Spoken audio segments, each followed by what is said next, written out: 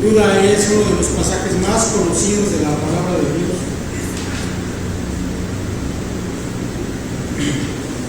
Vamos a volver a explicar algunas cosas de este pasaje, pero déjenme comenzar por lo siguiente. Miren, hace ya bastantes años, de hecho recuerdo que estaba en la secundaria, escuché una frase que en ese tiempo me gustó, que dice así: cada niño que nace es la prueba de que Dios aún no ha perdido la esperanza en la humanidad.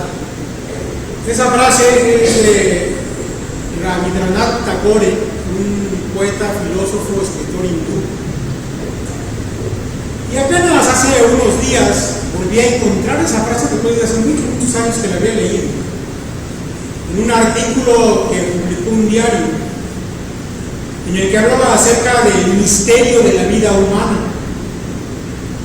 Y bueno, debo decirle que ahora que volví a encontrar esa frase ya no me gusta,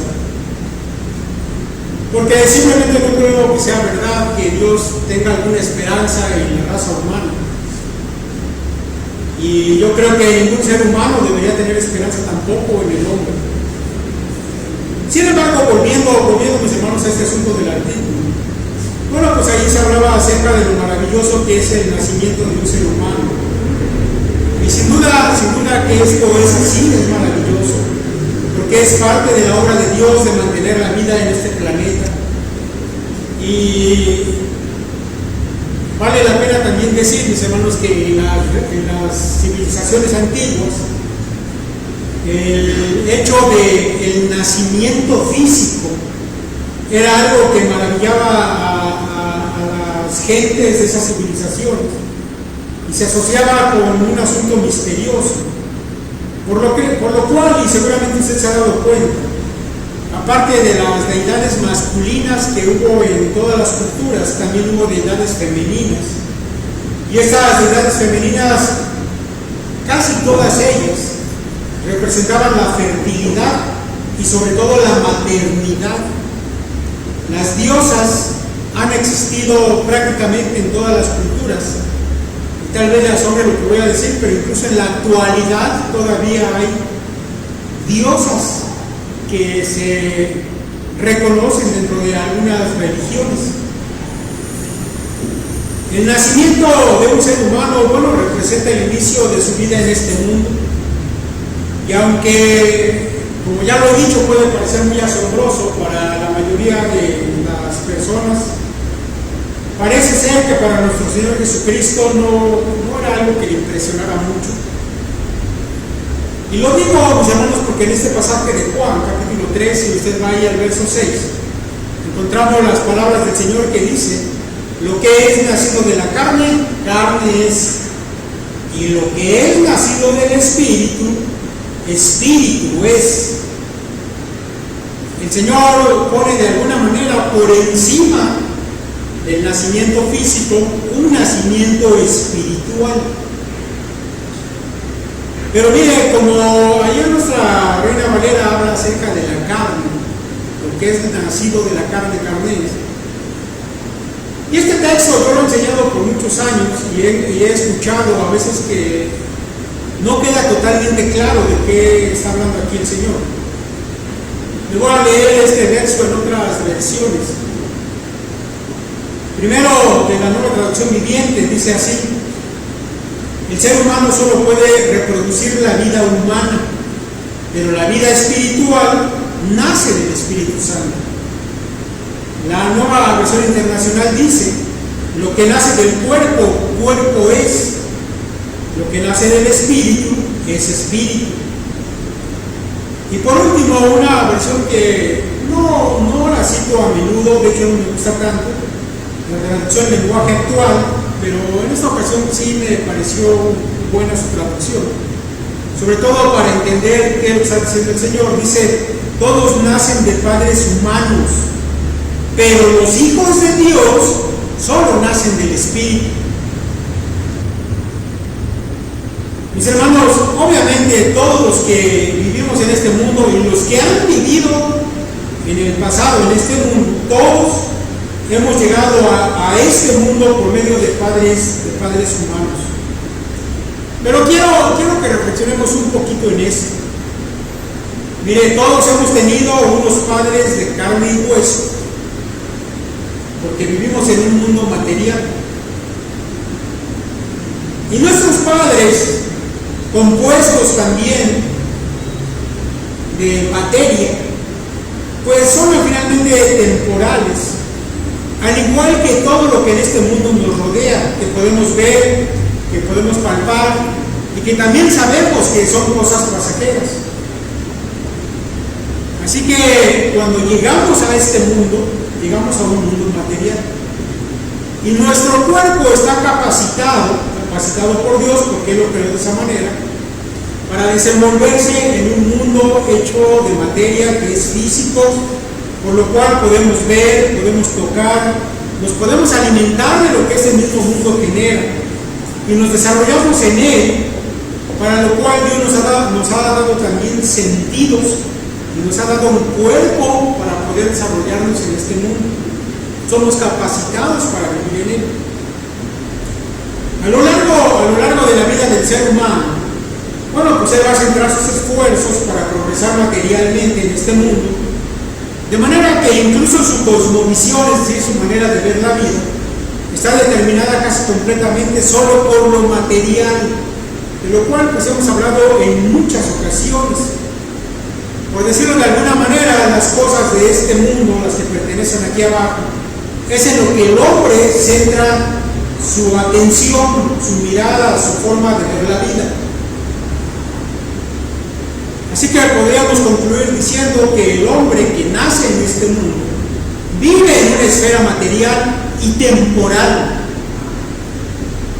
Ahora, lo interesante, mis hermanos, de todo este asunto es que al principio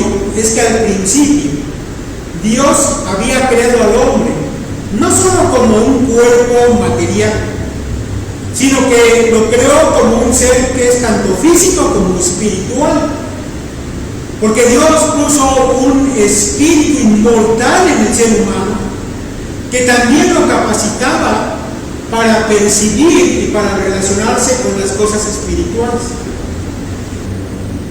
De hecho, ya he comentado en alguna ocasión que ese versículo de Génesis, donde dice que el Señor sopló aliento de vida en el hombre y fue un ser viviente.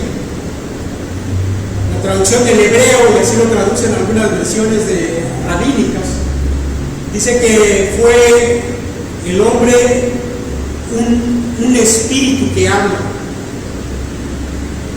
porque reconoce que el hombre tenía una parte espiritual y que además esa parte espiritual le servía para comunicarse con su creador. Esa era la intención de Dios al crear al ser humano, que viviera en un mundo material, pero que se pudiera comunicar con su creador, que es espiritual. Sin embargo, usted ya sabe, conoce la historia. Debido al pecado, pues el ser humano perdió la capacidad de percibir las cosas espirituales.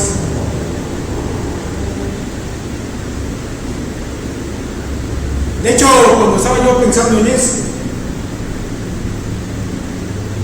estaba consciente, mis hermanos, de que esa parte espiritual en el hombre es como una brújula que se rompió a causa del pecado. Porque ciertamente el hombre sigue teniendo un espíritu, pero la brújula que está rota ya no le permite orientarlo hacia Dios, sino que el hombre lo ha orientado hacia crear sus propias religiones, que le permite vivir de la manera que él quiere, como le conviene y como él puede. La Escritura declara que el hombre es para con las cosas de Dios como un cadáver, no las percibe, no tiene ningún interés en fijar su atención en las cosas espirituales, porque todo está centrado en las cosas de este mundo material. Y aquí, mis hermanos, es donde tenemos que mencionar también que así como existe un mundo material, una esfera de lo material, también existe una esfera de lo espiritual, que es incluso mucho mayor que lo material. En esa esfera espiritual habitan seres espirituales. Incluso Dios mismo es un ser espiritual. El Señor Jesucristo declaró: Dios es espíritu. Y el Señor habita en esa esfera espiritual. En tanto que en el mundo material todo es pasajero, en el ámbito de lo espiritual las cosas son eternas. De hecho, la vida que tiene que ver con lo espiritual se llama vida eterna. El gozo que encontramos en ese reino de Dios espiritual es eterno. Allí la tristeza no existe. Esa esfera espiritual se llama el reino de Dios. Y esto material en donde vivimos es parte, una pequeña parte de ese gran reino de Dios. Ahora, no quiero, mi hermano, que piense que ese reino espiritual o esfera espiritual está separado del mundo material. No es así. De hecho, lo espiritual interviene en este mundo más de lo que nosotros pensamos y podemos percibir. Tanto que la historia humana es el resultado de la intervención de fuerzas espirituales, tanto buenas como malas. Por un poco de tiempo, mis hermanos, por un poco de tiempo, dado que este mundo en el que vivimos es pasajero, se da una lucha entre lo bueno y lo malo en el ámbito espiritual. Pero sabemos que un día esa lucha, esa guerra entre el bien y el mal va a terminar y el reino de Dios espiritual va a triunfar para siempre. El asunto aquí, mis hermanos, es que el hombre en general está perdido, porque perdió la comunión con su Creador, porque quedó separado de Él a causa del pecado, porque no le interesa ni puede tampoco percibir las cosas de Dios.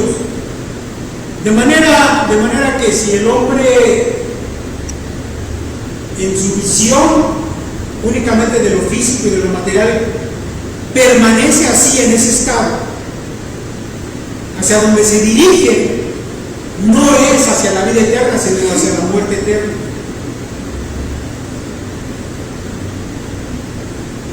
Por eso hay una necesidad urgente de que el ser humano pueda tener acceso al reino espiritual, pueda tener acceso a esa parte donde se encuentra la vida eterna, pueda volver a tener comunión con su Dios.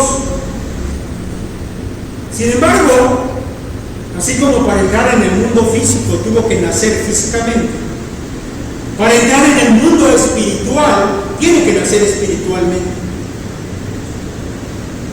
La gran pregunta, mis hermanos, una vez que he dicho todo esto, es ¿cómo se nace espiritualmente? Ahora, mira, antes de contestar esa pregunta, quiero leer la primera parte del relato de este encuentro entre el Señor Jesús y Nicodemo. Se lo voy a leer de la Nueva Traducción Viviente, porque al ser una manera más entendible del lenguaje, pues yo espero que se quede más en su mente lo que quiere decir aquí. Y dice de esa manera: dice, había un hombre llamado Nicodemo, un líder religioso judío de los fariseos. Una noche fue a hablar con Jesús. Rabí, le dijo, todos sabemos que Dios te ha enviado para enseñarnos. Las señales milagrosas que haces son la prueba de que Dios está contigo. Jesús le respondió, te digo la verdad, a menos que nazcas de nuevo, no puedes ver el reino de Dios. Aquí quiero hacer un pequeño alto para aclarar algo que ya he dicho en una predicación pasada. Mire, antes cuando yo venía a este pasaje y leía esta parte de si no naces de nuevo no puedes ver el reino, a mí me causaba una cierta incomodidad, porque yo esperaba que el Señor dijera no puedes entrar al reino, pero dice no puedes ver el reino. Un poco más adelante el Señor sí va a usar la frase entrar al reino de los cielos, pero aquí dice ver. Pero dado lo que he explicado, mis hermanos, obviamente el ser humano no puede percibir las cosas espirituales de Dios. No puede estar consciente del reino espiritual de Dios si no nace de nuevo. Así que para que el hombre se dé cuenta de las cosas espirituales, incluyendo su propia condición espiritual delante de Dios, es necesario que nazca de nuevo. Entonces continúa esta charla y Nicodemo dice: ¿qué quieres decir? ¿Cómo puede un hombre mayor volver al vientre de su madre y nacer de nuevo?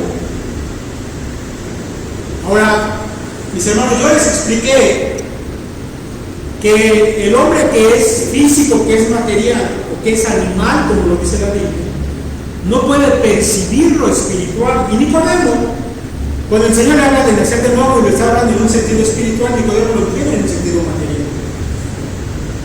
Y esto, mis hermanos, se repite en el Evangelio de Juan.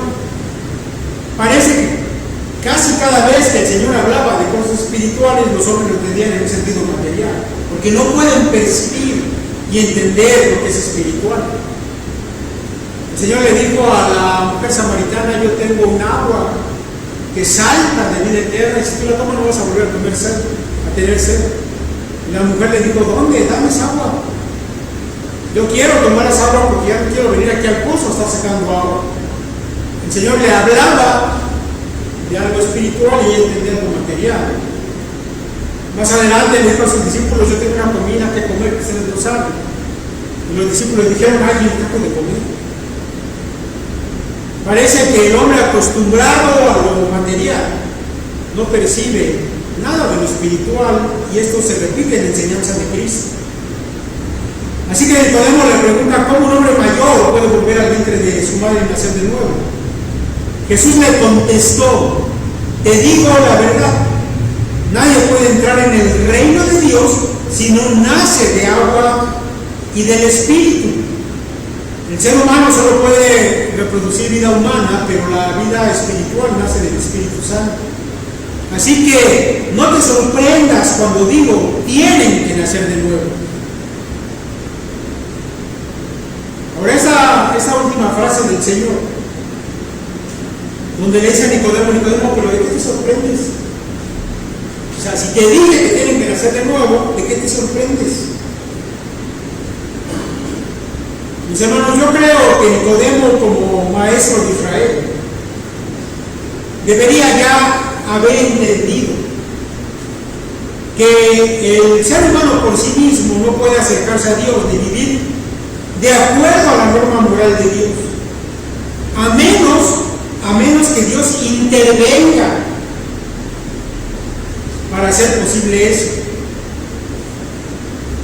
Mire, y hay un ejemplo claro, y yo creo que Juan por eso, para hablar del nuevo nacimiento, escoge esta charla entre Jesús y Nicodemo, porque Nicodemo era maestro de un pueblo privilegiado, el pueblo judío, que a diferencia de los demás pueblos, habían recibido una revelación especial de Dios. El pueblo judío había recibido una norma moral que venía de parte de Dios. Esa norma es lo que conocemos como la ley. De manera que ellos, a diferencia de las demás naciones, tenían una luz que alumbraba su camino, que les decía por dónde ir. Sin embargo, mis hermanos, debido al pecado que se encuentra en todo corazón humano, ellos habían tomado esa norma santa y buena y la habían malinterpretado y habían dado un uso incorrecto a la ley. Mire, a través de la ley ellos debieron haber reconocido que eran tan pecadores que nunca iban a poder alcanzar esa norma que refleja el carácter santo de Dios. Y entonces, a través de esa ley, ellos también ahí tenían la manera de qué debían hacer al no poder vivir de la manera santa que Dios demandaba. perdonaba. Porque la ley, usted sabe, constaba de dos partes básicamente. Una que tenía todos los preceptos morales que ellos tenían que seguir, la manera que se tenían que conducir. Pero como no lo podían cumplir, había una parte ceremonial. ¿Y qué pasaba? Que una vez al año todos venían y sacrificaban delante de Dios sus animales. Y entonces Dios pasaba por alto los pecados del pueblo. Es decir, que al no poder cumplir la norma moral de Dios, venían y pedían socorro a la gracia de Dios a través de sus sacrificios, y Dios los perdonaba, pasaba por alto sus pecados. El apóstol Pablo, un rabino, lo explica de esta manera, ya en el libro de Gálatas, dice: entonces, ¿para qué se entregó la ley?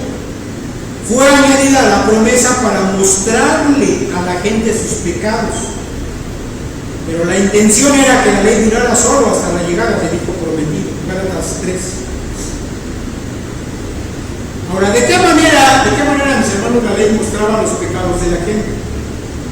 Pues en el hecho de que la ley mostraba de manera puntual, clara, lo que es bueno. Tienes que vivir de esta manera. Y también de manera muy clara mostraba lo que es malo. Tienes que evitar vivir de esta otra manera. Sin embargo, el hombre, a pesar de tener esa claridad que la revelación de Dios en la ley les da, vivía haciendo todo lo contrario. Entonces la ley evidenciaba que ellos eran pecadores. Incluso a pesar de que la ley condenaba por la muerte a quien infringía aquellos mandamientos, el hombre, los judíos, continuaron desobedeciendo a Dios por cientos de años. Para el tiempo en que vino el Señor Jesús habían pasado cerca de 2000 años y nunca hubo un hombre que pudiera cumplir con esa ley, lo que demostraba que era un hombre pecador que tenía que acogerse a la gracia de Dios. No hay manera de cambiar eso, que el hombre es pecador, que su disposición siempre va a ser hacer lo malo. La ley lo demostró por más de 2000 años. Ahora, Nicodemo era un gran maestro de la ley judía, y él más que nadie debería saber esa realidad, porque además él también conocía la historia de su pueblo y el fracaso continuo al intentar obedecer a Dios. De hecho, Nicodemo sabía que el pueblo judío había sido llevado a cautividad por su desobediencia, y en ese preciso momento estaba viviendo bajo el yugo romano a causa de su desobediencia a Dios. Así que cuando el Señor le dice a Nicodemo: lo que es nacido de la carne, carne es, y lo que es nacido del Espíritu, Espíritu es, no te maravilles, Nicodemo, de que te digo esto, pues es necesario nacer de nuevo. Porque Nicodemo sabía que no era por medio de la ley. Él sabía que así como Dios había intervenido una primera vez para darles luz, iba a intervenir una segunda vez para traer limpieza de los corazones de los hombres. Eso, mis hermanos, es nacer de nuevo. Y Jesucristo declara que nacer de nuevo es completamente necesario. Nacer no de la carne, del Espíritu. Si quieres ver la realidad de Dios, de su reino, de lo espiritual, y si quieres poder participar de la vida eterna que caracteriza ese reino, es necesario nacer en la esfera espiritual. La pregunta es: ¿cómo se hace eso? Y eso es precisamente lo que Nicodemo se estaba preguntando. Ve el verso 9. Respondió Nicodemo y dijo: ¿cómo puede hacerse esto? Parece, mis hermanos, que Nicodemo estaba realmente asombrado de esto que le está diciendo el Señor. De hecho, el Señor le dice: ¿eres tú maestro de Israel, Nicodemo, y no sabes cómo es esto?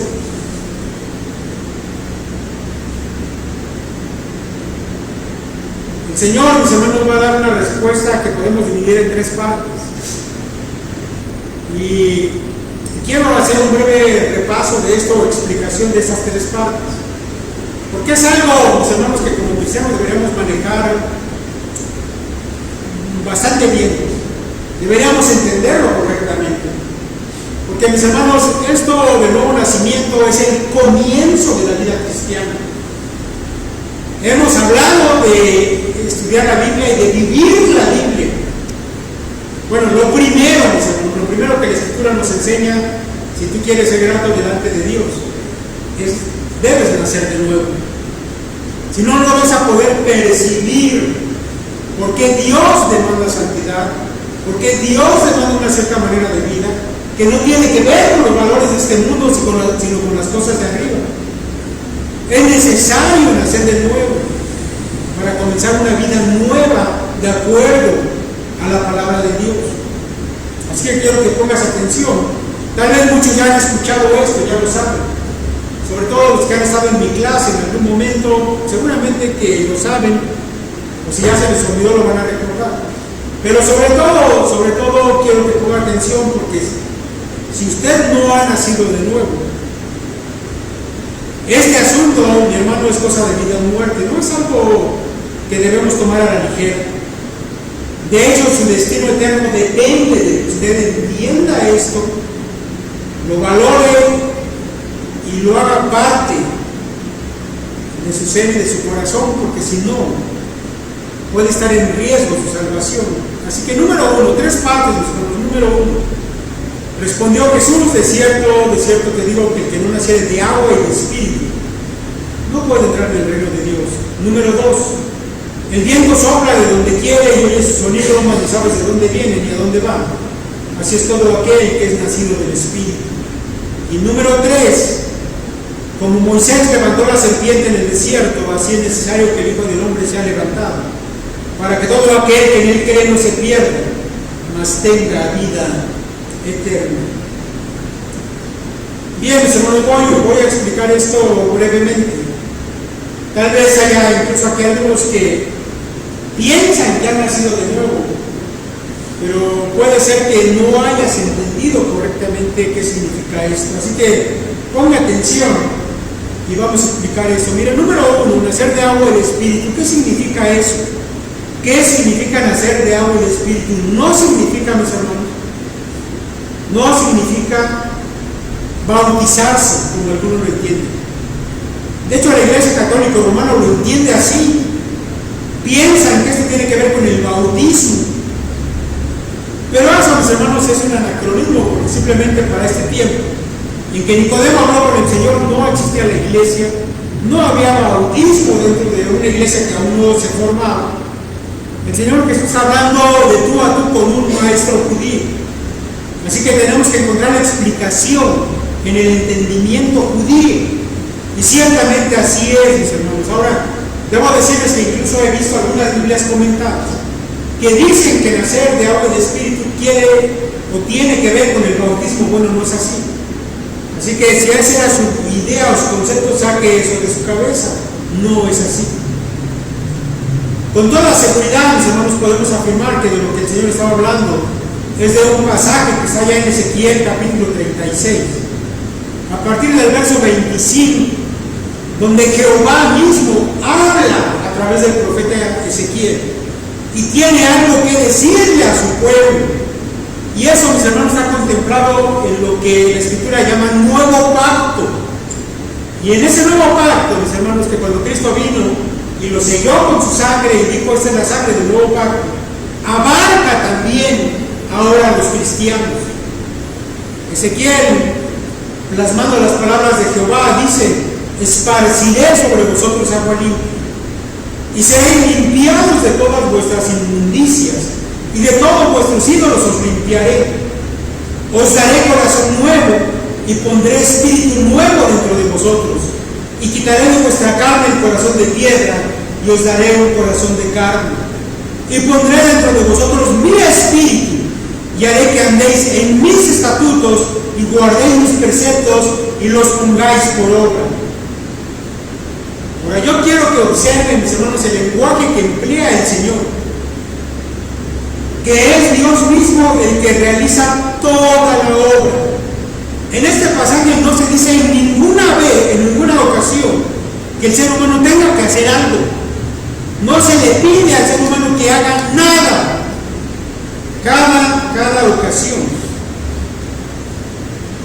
el Señor es el que toma la iniciativa. De hecho, he leído 3 versículos de Ezequiel, y al inicio de cada versículo se encuentra una frase donde Dios es el que toma la acción. Esparciré, dice el Señor a Baalín, os daré un nuevo corazón de carne y os pondré mi espíritu. Es Dios el que realiza la obra. El ser humano aquí no tiene absolutamente nada que ver. Ahora, hablando, mis hermanos, de la obra que Dios realiza, son obviamente 3 cosas. La primera es una limpieza de nuestros pecados.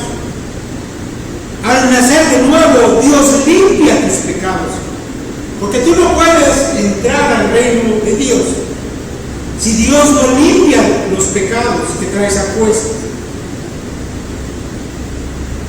¿De qué manera se pueden limpiar los pecados que están en el corazón, en el alma? No hay manera en que el ser humano pueda hacer eso. No puedes simplemente tomar un estropajo y darte una lavada de corazón, porque eso es imposible. Y aunque pudieras, eso no solucionaría el problema del pecado. Es necesario que sea Dios quien limpie el corazón del ser humano. Así que, en primer lugar, mis hermanos, debe haber una limpieza, un perdón de pecados, y eso solamente lo puede realizar Dios. Número 2, hay una nueva naturaleza que aquí Ezequiel lo llama corazón, un nuevo corazón que es implantado en el ser humano. Y así como tenemos una naturaleza caída que nos orienta siempre a pecar, siempre a seguir nuestros deseos, siempre a seguir esa parte animal que está en el ser humano, ahora es colocado en nosotros un nuevo corazón que ama las cosas de Dios, que busca a Dios y todo lo que tiene que ver con Él. Por supuesto, su palabra es algo que ahora se convierte en un alimento para nosotros. De manera, mis hermanos, que Dios no solamente nos limpia de los pecados, sino que nos da una naturaleza nueva. Y número 3, nos es dado el Espíritu Santo para que habite en nosotros. Y a partir de aquí, el Santo Espíritu, que es una persona divina, nos guía, nos capacita para cumplir la voluntad de Dios, e incluso pone en nosotros el deseo de vivir de acuerdo a la ley moral de Dios. Ahora, yo sé, mis hermanos, que este es un pasaje del Antiguo Testamento, pero el apóstol Pablo habla exactamente de lo mismo. Allá en el pasaje de Tito capítulo 3, dice el apóstol Pablo lo siguiente: nos salvó no por obras de justicia que nosotros hubiéramos hecho. Otra vez es la misma idea. No el hombre ni su esfuerzo, sino que dice Pablo, sino por su misericordia, por el lavamiento de la regeneración y por la renovación en el Espíritu Santo, el cual derramó en nosotros abundantemente por Jesucristo nuestro Salvador. Así que Pablo aquí vuelve a mencionar, mis hermanos, una limpieza de nuestros pecados. Aquí Pablo vuelve a mencionar que somos renovados en el Espíritu Santo. Eso significa que nuestro corazón, es decir, nuestros pensamientos, emociones, deseos, etcétera, son ajustados o alineados a los pensamientos, a los deseos y a los propósitos de Dios a través de esa nueva naturaleza que tenemos ahora. Y también, mis hermanos, por supuesto, Pablo habla de ese espíritu que es derramado en nosotros de manera abundante, que nos guía, nos enseña y nos capacita para vivir de acuerdo a la voluntad de Dios. Mis hermanos, todo esto significa nacer de nuevo. Nacer de nuevo no significa que tú te vuelvas de otra religión. No significa que puedes añadir algunas mejoras a la manera de vivir que ya llevabas. De ninguna manera. Nacer de nuevo tiene que ver con una vida completamente nueva, con pensamientos y deseos y propósitos totalmente nuevos, alineados con los de Dios. Pero bueno, dijimos que eran 3 cosas. Esto primero que acabo de mencionar es nacer de agua y de espíritu. ser perdonados de los pecados, recibir una nueva naturaleza y ser habitación del Espíritu Santo. Pero el Señor también añadió otra cosa. Añadió y habló un poco de la forma en que se produce eso, esa iniciativa misteriosa del Espíritu de Dios. El Señor dijo, haciendo una comparación, que el viento sopla de donde quiere.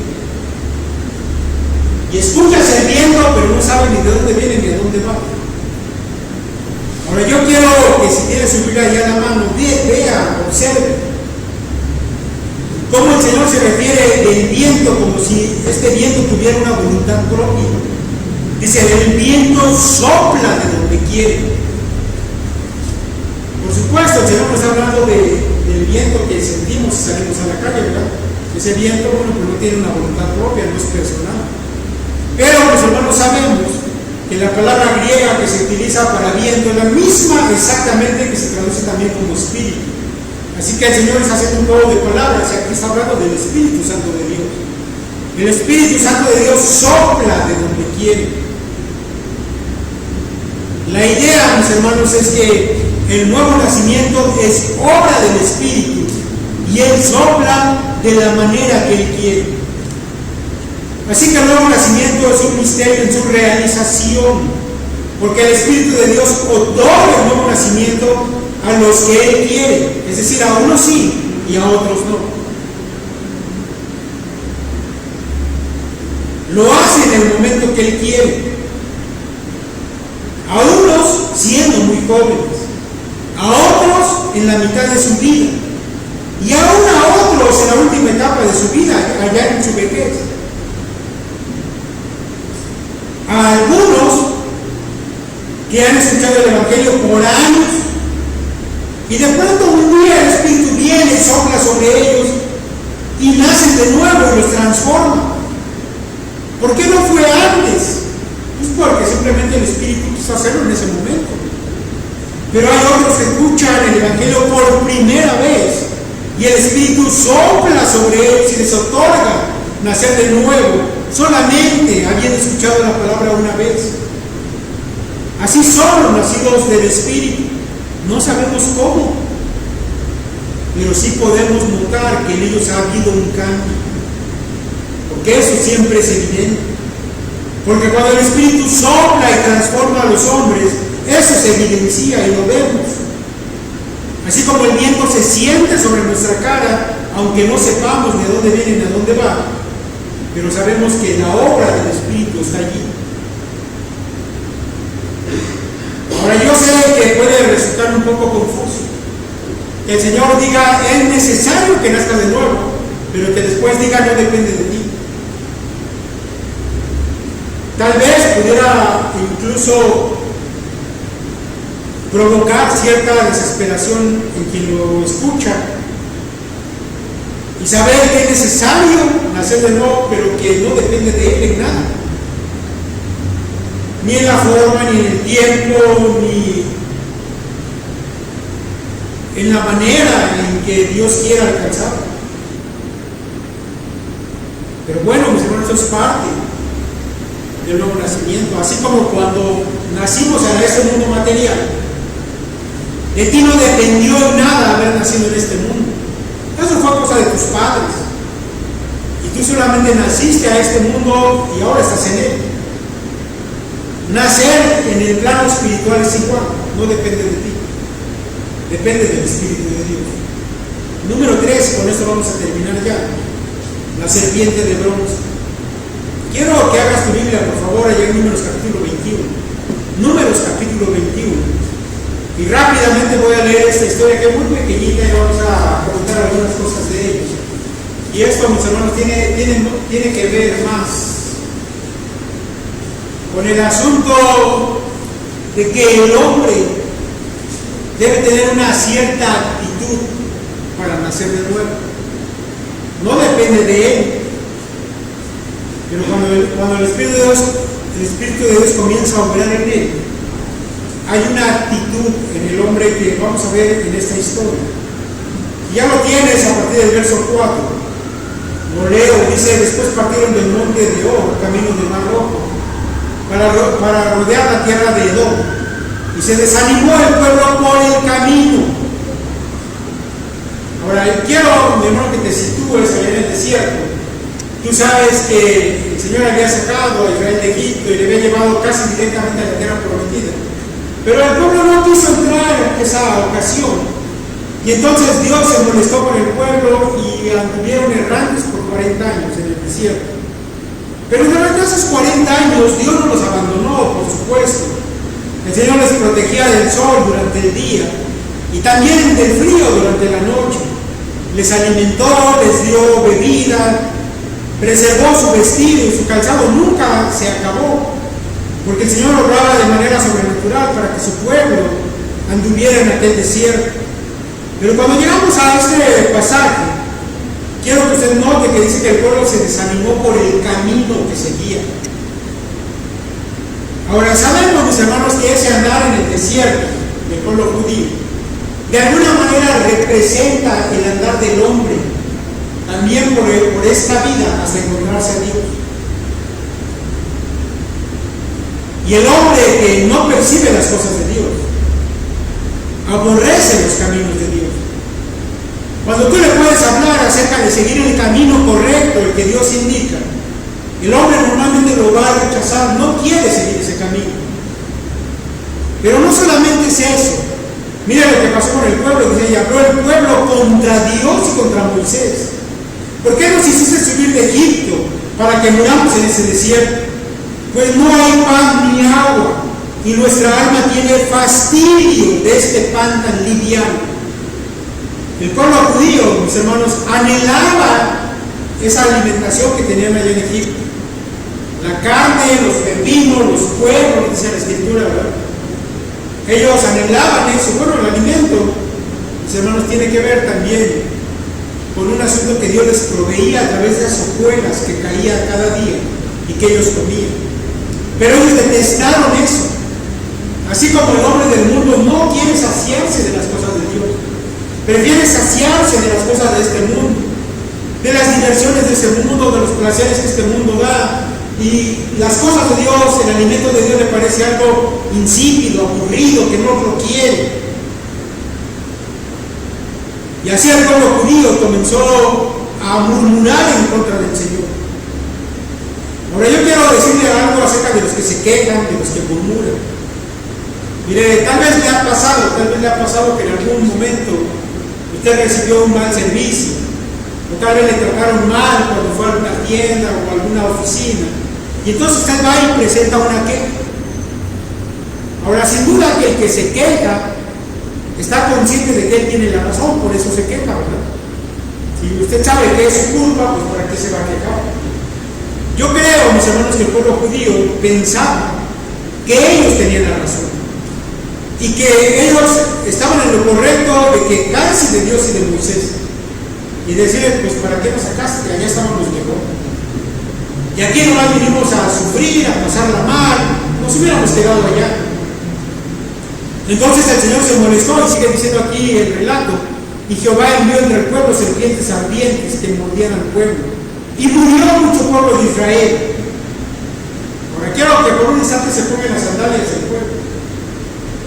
A ver, imagine que está allí la multitud en sus tiendas y de repente comienzan a venir víboras, serpientes en gran cantidad, y usted ve de repente ya a su familiar, a su tío que cayó y que está ardiendo en fiebre y quejándose, retorciéndose en dolores, y usted ve que de pronto su padre también está ya así, y uno de sus hijos. ¿Cuál sería su reacción ante eso? Bueno, el pueblo se aterrorizó cuando comenzó a ver que eso estaba sucediendo. Pero peor todavía era que una de esas serpientes lo mordiera a usted mismo. Porque en medio del desierto, que una serpiente venenosa lo muerda es una condenación a muerte segura. No hay antídoto, no hay médico, no hay nada, está en medio del desierto. Es una condenación a muerte. Entonces el pueblo vino a Moisés y dijo: hemos pecado por haber hablado contra Jehová. Mire, yo quiero que note dos cosas.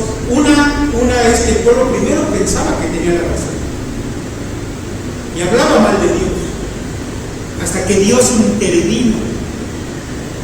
Y entonces ellos se dieron cuenta de que se estaban muriendo porque los habían mordido las serpientes. Exactamente lo mismo, mis hermanos, lo que sucede con el ser humano de todo tiempo. Ellos han vivido su vida ofendiendo a Dios, quejándose de Él, detestando sus caminos, detestando su alimento. Y ellos no perciben que están muriendo espiritualmente, que van a la perdición de manera eterna. Pero cuando Dios interviene, lo primero que el hombre percibe, cuando Dios interviene a través del nacimiento, es que se está muriendo. Que se está muriendo porque ha ofendido a Dios. Y así como el pueblo hizo en esta ocasión, clama a Jehová.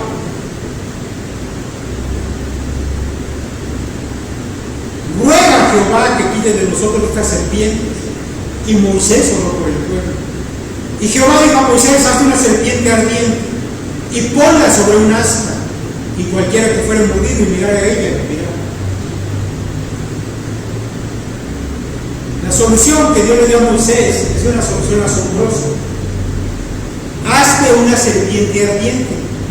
Y Moisés tomó bronce y hizo una serpiente y la puso allá en un asta, en un palo. Ahora, ¿por qué le digo que eso me asombra? Porque no se me pudo haber ocurrido otra idea al Señor. ¿Por qué una serpiente? Incluso sabemos que años después el pueblo comenzó a adorar a esa serpiente.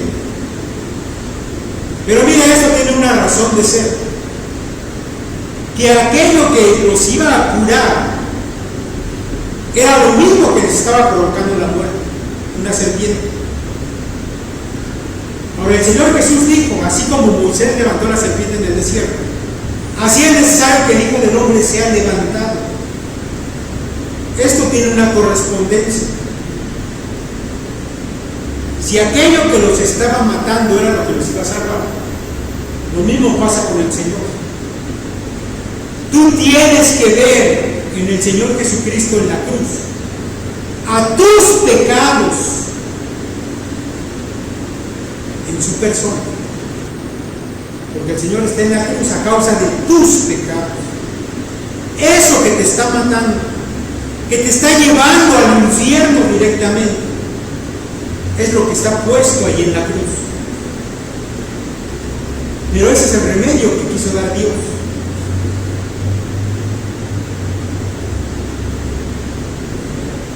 Y Moisés hizo una serpiente de bronce y la puso sobre un asta. Y cuando alguna serpiente mordía a alguno, miraba a la serpiente de bronce y vivía.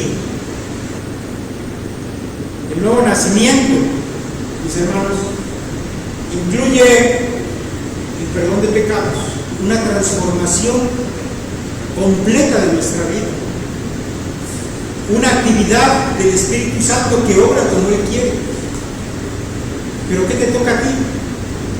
Si el Señor, si su Espíritu se ha movido en tu vida, debió haber un momento en el que tú reconocieras que estabas muerto, que ibas camino a la perdición.